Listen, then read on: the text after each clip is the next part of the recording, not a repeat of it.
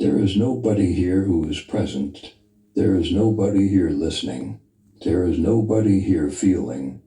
There is nobody here seeing, smelling, or tasting.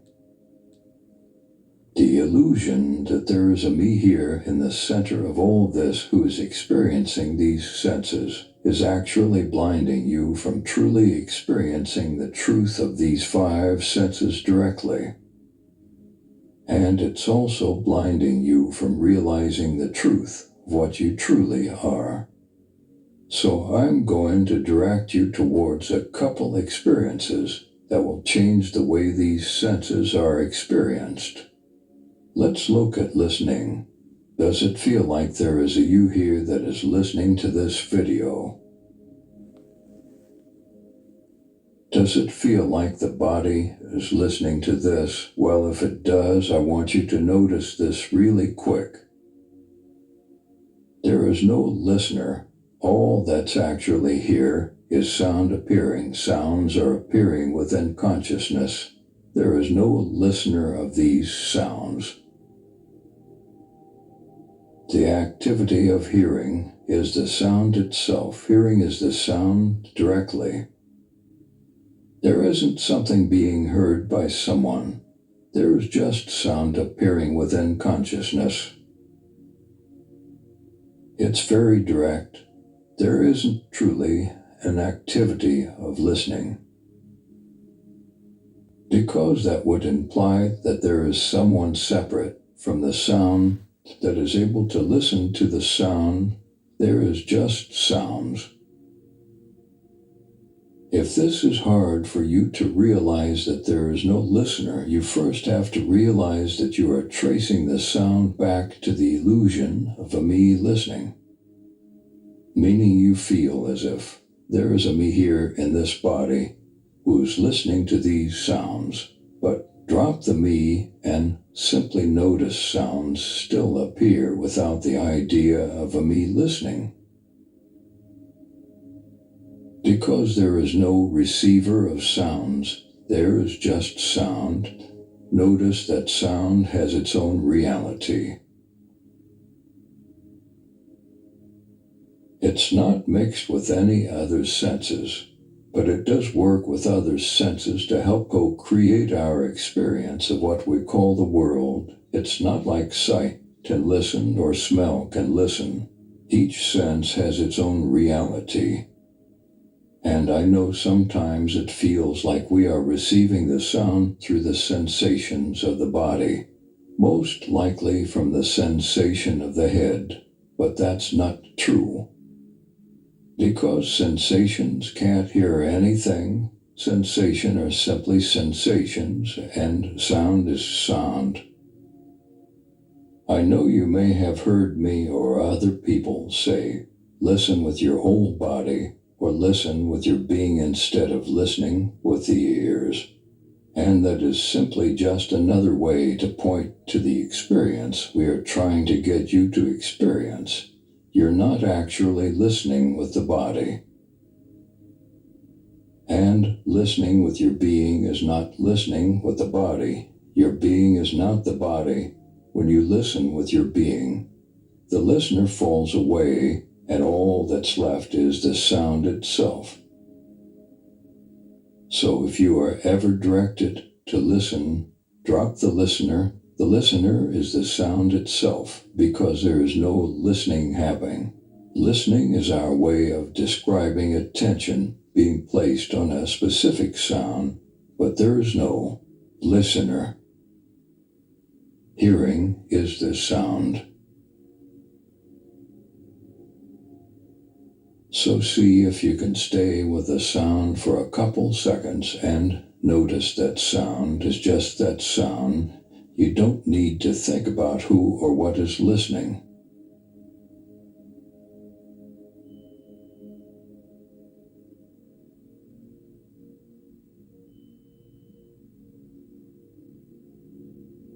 Also, the sound has no location. You saying it over there or right here is coming from thought. There is no over there or over here. Notice that sound rises out of nowhere. It rises out of nothing. The source of sound is you. It's silence.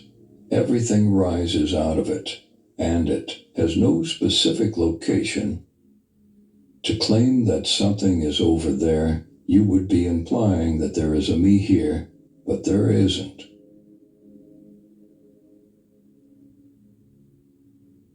So once you get the hang of experiencing sound directly as what it is, you can begin to apply that same approach to all the other senses. So let's focus on feeling now. I've talked a lot about feeling your feelings, and that can be a misleading way of describing the actual experience of feeling feelings, because there isn't a feeler of feelings. There are just feelings. And it's only when the illusion of the feeler is seen through, that's when you are truly able to allow what's appearing to be felt fully, which is very important. Because that's when you begin to realize that there's nothing wrong with any sensation, which allows you to no longer be afraid of sensations, which is the only true thing we resist and run away from. Anger, fear, anxiousness, etc. All of this can be seen for what it is. So for now, I want you to notice the sensations of what we call the body.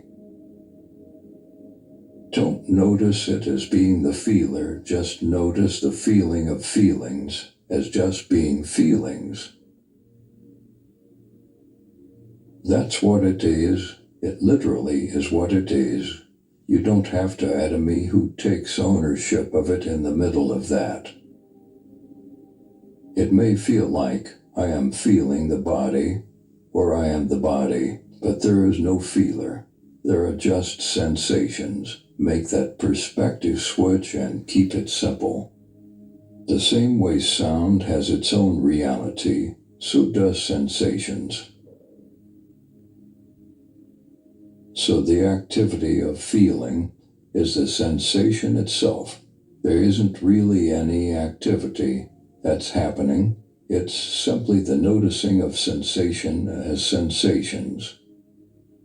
Because there is no separate person who stands apart that is feeling those feelings. In feeling, there is just the felt.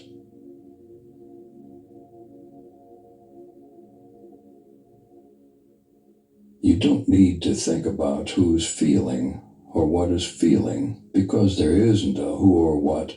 This is why when you do try to figure that out, you always come up empty-handed, because there is nothing there. You may hear, it's consciousness that's feeling, or it's consciousness that's seeing and hearing, but consciousness is no thing. It's not a thing. It's nothing, so there isn't a feeler, or a listener, or a seer. The listener is the sound itself, the feeler is the sensation itself, the seer is what's seen, etc., etc. And these senses do not need the illusion of a me who claims to be the one experiencing them. The me is not listening. It doesn't exist. The me is not feeling. It doesn't exist. The me is not seeing. It doesn't exist. When you let go of that me, the freedom from senses will now be available. You begin to realize they aren't affecting consciousness at all. They aren't even touching you. You are completely free from all five senses, regardless of how uncomfortable a sensation may appear, or how loud a sound is. Consciousness, you, are beyond them all, because they are appearing within you. They aren't outside of you, so they can't stand apart from consciousness to harm consciousness. Let's look at sight. The same rule applies. What's seeing is simply what's seen. It's that direct and simple. You can let go of the seer of experience, and I promise what's seen will still be present, whatever is being seen. isn't being seen by someone. Seeing is sight itself. Theirs isn't someone in the middle of it. The seer is sight itself, meaning there is no seer, there is just what's seen. Allow that to be obvious. There is no receiver of any of these senses. There isn't a listener. There is just sound. There is no feeler. There is just the felt.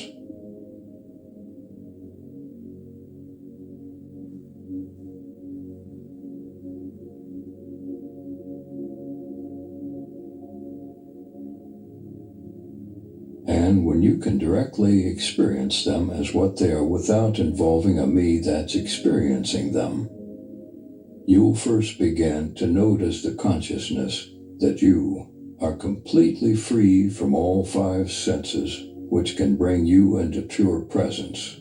These senses are like portals into presence. Stick with one of those and notice how it pulls consciousness back into presence.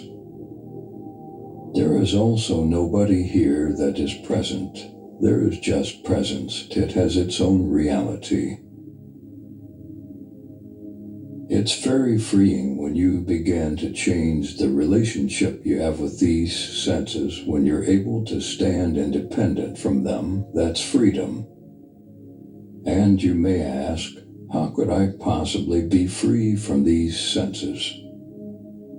When you're no longer depending on these five senses to validate your existence, you're free. You have to realize that these senses need consciousness to appear to exist. You don't need them to exist. You can rest within yourself. Instead of resting in the senses, you can go beyond the five senses and this world and rest within yourself. And that's where the heaven within you is. It's within yourself, not within the body, because the body is within this world. You are literally not here. Nobody is. You have to let go of the world completely. It's not a physical place. It's a spiritual place. It's imaginary. It's a product of the mind. The mind is the world. So let go of the mind. This is where you go to be one with God or the universe. This is where you find yourself. And doing so completely changes the relationship you have with the world and the five senses. And it's amazing. The world becomes very dreamlike. It doesn't feel or appear as solid as it used to. And this allows you to approach this experience in a very playful way. What's experienced can finally be freely experienced without the unnecessary conflict and pushing and pulling. The anger you try to suppress because the me thinks it's bad is now allowed. It's now playful expression. The fear that the me tries to run from is now allowed. You see that the fear is no longer feared by anyone. You just see fear as fear. You have no problem with it anymore.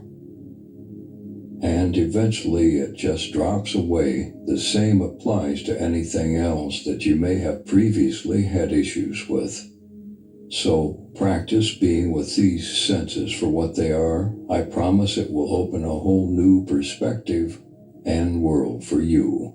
And as you begin to realize that consciousness isn't affected by these senses, go beyond them and rest within yourself.